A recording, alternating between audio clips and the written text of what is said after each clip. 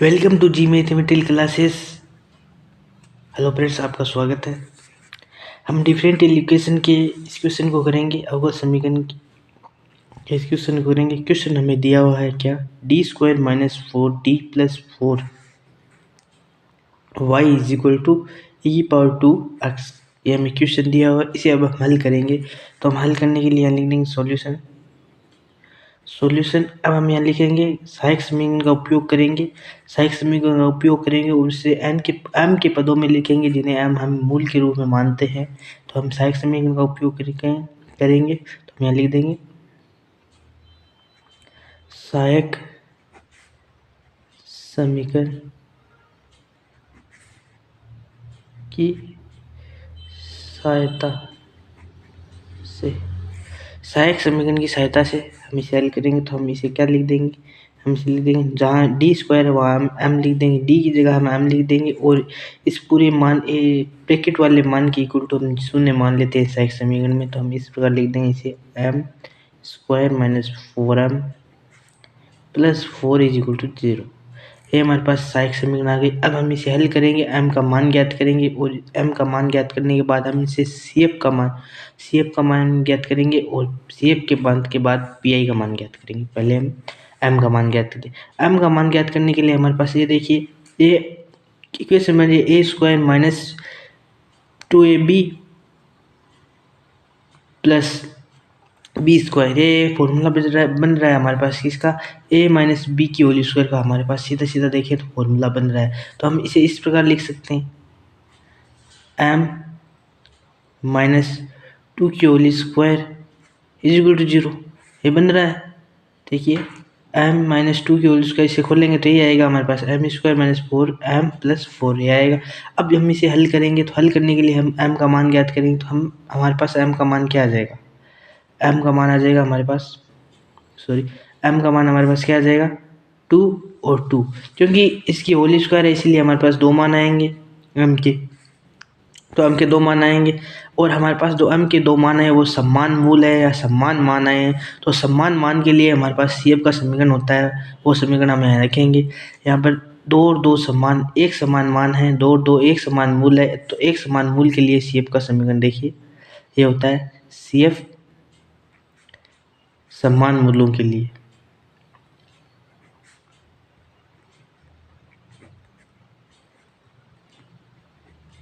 समान मूल्यों के लिए CF का समीकरण होता है पहले C लिख देते हैं, C plus C1 plus C2 x e⁻m हमारे पास दिया हुआ है, यहाँ x लिख देंगे। तो यहाँ समान रूप होता है तो C प्लस C2 x आ जाएगा। अगर रूप समान नहीं है हमारे पास यहाँ 1 और 2, तो m का अलग अलग डिफरेंट मान है। तो हम यहाँ इस प्रकार लिख देंगे C1 e⁻x और C2 e⁻, या m1 x लिख देंगे और जो अगला रूप होगा जो हमारे पास उसके लिए हम m2x लिख देंगे। इसी प्रकार अगर असमान रूप से चलता जाता है। अगर हमारे पास समान रूप से हो, अगर 3 मान दिए हो 4 मान दिए हो, तो हम इस प्रकार मान लेते हैं C1 plus C2x plus C3x square plus C4x3, ऐसे चलता जाता है अंत तक और बाहर ब्रैकेट के बाहर आ जाता है e⁻mx। तो m हमारे पास मूलों का मान है, जो क्या मान है वो मान रख देते हैं। अब हम यहाँ m का मान पुट कर देते हैं। तो m का मान पुट करेंगे तो हमारे पास CF का मान आ जाएगा, m का मान हमारे पास 2 है तो CF का मान आ जाएगा C1 प्लस C2x e⁻2x। ये समीकरण हम ले लेते हैं a। हमारे पास समीकरण 1 आ गई, ये CF का मान आ गया। अब हम PI का मान ज्ञात करेंगे। PI का मान ज्ञात करने के लिए सूत्र होता है PI is equal to 1/FU।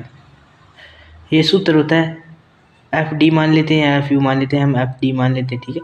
FD ये सूत्र होता है। तो हमारे पास D होता है, वो ये पूरी इक्वेशन होती है, और FD का मतलब ये पूरी इक्वेशन y गुणा में नहीं होता है, ये इक्वल टू डॉट हमारे पास क्या होता है, जो यहाँ पर जो मान होता है ना वो गुणा में होता है।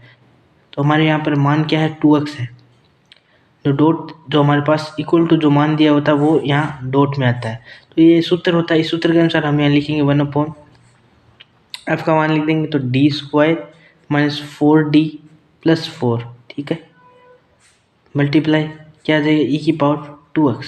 ये हमारे पास मान आ गया। तो e⁻2x हमारे पास मान आ गया अब हम इसे और हल करेंगे। और हल करने के लिए हम इसे आगे लिख देंगे इस प्रकार। देखिए अब हम इसे हल करेंगे, तो हल करेंगे हमारे पास क्या आ जाएगा 1/, ठीक। हम हल करेंगे तो हमारे पास ये क्या बन रहा है 1/d minus D square minus 4d plus 4, ये हमारे पास d माइनस 2 की होल स्क्वायर का मेथड लग रहा है यहाँ पर। डॉट हमारे पास क्या है e⁻²x, ये हमारे पास दिया हुआ है। अब हम इसे और हल करेंगे, तो और हल करेंगे तो हम इसे किस प्रकार हल करेंगे। देखिए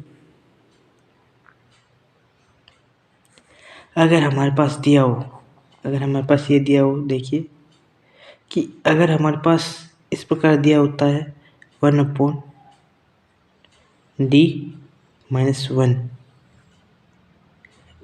मल्टीप्लाई होता है e की पावर जो ही हो, e की पावर हम x मान लेते हैं।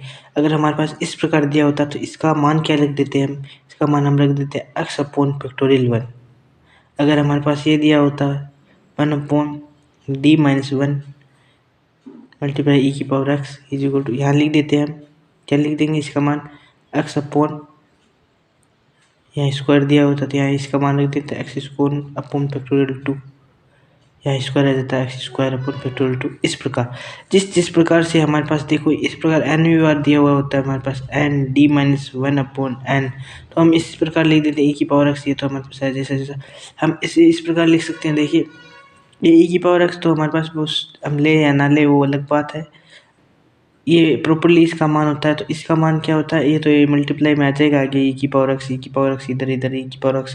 तो इस प्रकार हम ले तो इसका मान हम क्या रख सकते हैं, इसका मान हम रख सकते हैं x की पावर n/n। ये सूत्र होता है इसका। इस प्रकार हम इसे हल कर सकते हैं। तो इस सूत्र के अनुसार हम इसे हल करेंगे। तो ये सूत्र क्या है हमारे पास d-1, ठीक है, n इज इक्वल टू क्या होता है x की पावर n/1। तो हम इस सूत्र के अनुसार मान रखेंगे तो हमारे पास क्या आ जाएगा, पी आई का मान हम रखेंगे तो हमारे पास आ जाएगा। देखिए यार हमारे पास 1d-1 की स्क्वायर, हमारे पास यहाँ 2 है तो हम यहाँ क्या रखेंगे, x स्क्वायर है तो हम यहाँ क्या रखेंगे, x की पावर n का मान 2 है, 2 लिख दिया। यहाँ क्या है फैक्टोरियल, यहाँ n है सॉरी, तो n है तो n का मान हम क्या रख देंगे 2 फैक्टोरियल। तो अब इस प्रकार हल करेंगे, इसे हल करेंगे तो हमारे पास x²/2 आ जाएगा, ठीक है। ये मान आ गया इसका, इस पद का हमारे पास मान आ गया e की पावर x जो मल्टीप्लाई में है वो है। अब समीकरण पी आई वाली समीकरण से हम ले लेंगे तो हमारे पास P I is equal to क्या आ जाएगा, P I is equal to आ जाएगा हमारे पास क्या आ जाएगा x²/2 डॉट e की पावर 2x। इस प्रकार हमारे पास ये मान आ जाएगा। अब ये मान आ गया हमारे पास, ये क्या आ गया समीकरण 2 आ गई। ये हमारे पास पी आई की समीकरण आ गई। अब हम पी आई की समीकरण आ गई और हमारे पास सी एफ की समीकरण, इन दोनों समीकरण का योग से हम व्यापक रूप ज्ञात करते हैं। तो व्यापक रूप के लिए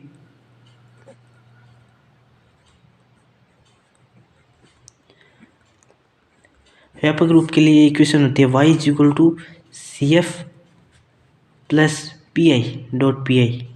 ये इक्वेशन थी। इस इक्वेशन के अनुसार हमारे पास जो आंसर आते हैं वो इस इक्वेशन के अनुसार आते हैं। तो हम इस इक्वल टू मान लेते हैं y इज इक्वल टू हमारे शेप का मान क्या हमारे पास ये रहा, इस शेप का मान हमारे पास c1 plus c2 x e की पावर 2x, और हमारे पास पी आई का मान क्या ये रहा प्लस x²/2 डॉट e की पावर 2x।